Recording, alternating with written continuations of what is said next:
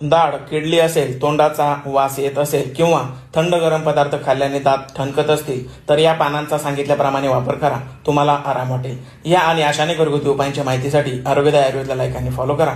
मित्रांनो, हे आहे उंबराचे पान. उंबर म्हणजेच औदुंबर आपल्या परिसरात आपण नेहमी पाहतो. या उंबराच्या झाडाचे अनेक औषधी उपयोग आपल्याला होत असतात. दातांना लागलेली कीड, तोंडातील बॅक्टेरियांचा नाश करण्यासाठी या उंबराच्या पानांचा वापर केला जातो. आपण साधारण 1 ते 2 उंबराची ताजी पाने स्वच्छ धुवून खलबत्त्यामध्ये बारीक कुटून घ्यायचे आहेत. या दरम्यान यामध्ये अगदी थोड्या प्रमाणात भीमसेन कापूर मिसळायचा आहे आणि तो देखील यासोबत कुटून घ्यायचा आहे.